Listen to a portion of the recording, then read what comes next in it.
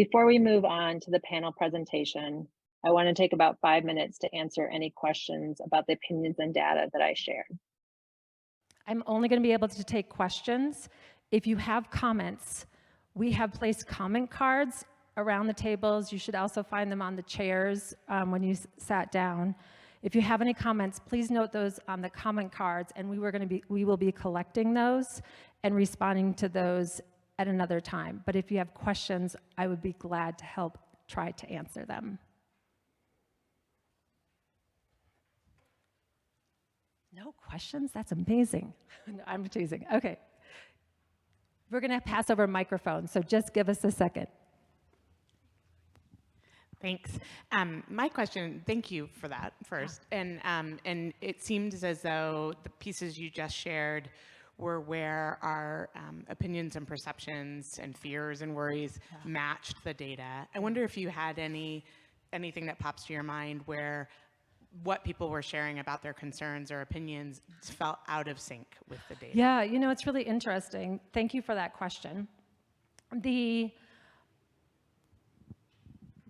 wasn't so much that people were out of sync. It is when it was hard for them to know because they weren't personally experiencing it. For example, one of the questions we asked is, was there a lack of daycare providers in the county? So when you looked at the data from the survey opinions, right, from the residents, those who had children under age 18 in the home could definitely say they were all in agreement. But those who weren't, they didn't know. So a lot of times we got a neutral or a not applicable. So that's one example. Where was there? What's that? Oh yes, high school enrollment, same thing. Like if you weren't a parent of a student, you didn't know whether high school enrollments or graduation rates, I can't remember specifically which one we asked, were up or down, right? So graduation rates in Gardner and Shield Valley are at 100%. In Park, they're declining, right? School enrollments declining across all the high schools. So it just, kind of just depended on the perception. There was also a question about whether or not they felt like people could put their political difference aside and work together, and that was about almost 50-50. So there wasn't, some people said yes, it was like 50-50 split. Don't quote me on that, even though, don't quote me ever on anything, just look at this report, because I might not get it right, so. Other questions? Yeah. Oh, hold on, just wait for the mic. No, we got it, because there's people way back in the room. Thank you for your patience. Okay, thank you. So my question for student enrollment, was it factored into the higher homeschooling factors that are occurring in Park County? So that could be offsetting. Was that part of the factoring, or was it just simply the enrollment for the It was simply schools? what the Montana Office of Public Instruction included, so probably not, yeah.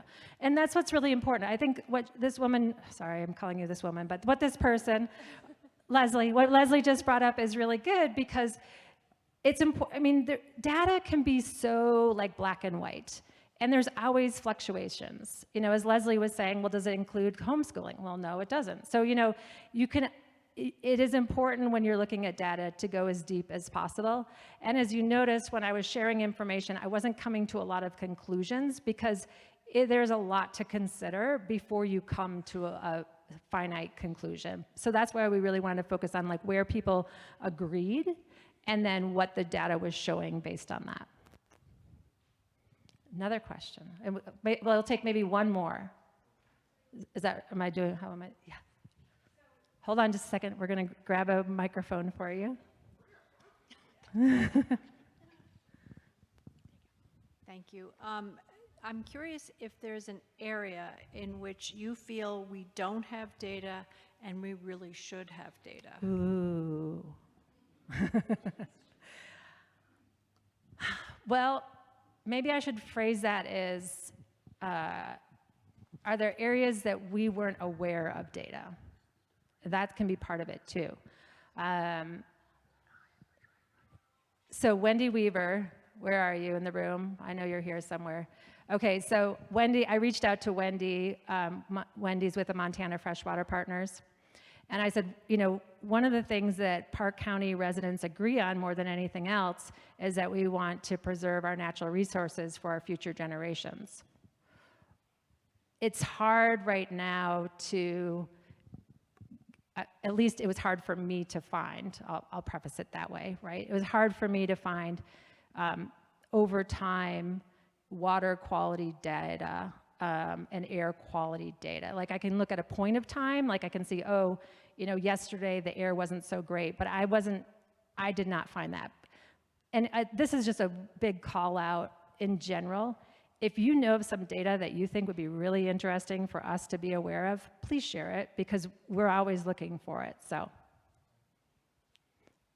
Okay. Oh, ag data. Oh, more than 7 years, okay. Oh, yes, sorry. I'm repeating what Gavin's saying. The other data that was really hard for us is that the US Department of Agriculture does their ag census, and it's every 5 years. So the chart that I showed, let me show you this. This is probably not even, does not tell the whole story. Everyone close their eyes so you don't get spinning because of, okay, so the number of acres in ag land. So 2002, and the last year we have is 2015 because the next census is 2022. So thank you, Gavin, for pointing that out. So that is the most recent data that we have, and we'll get it more, but it just every 5 years is kind of hard. So that, if I had a magic wand, I would love that number right now. All right, thank you. I'm gonna, one more question as Gavin comes on up. All right, go ahead, sir. Barb, you have a microphone.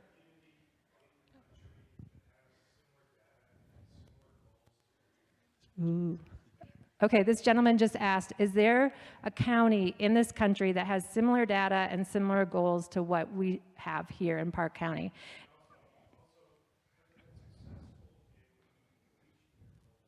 And have they been successful in reaching their goals?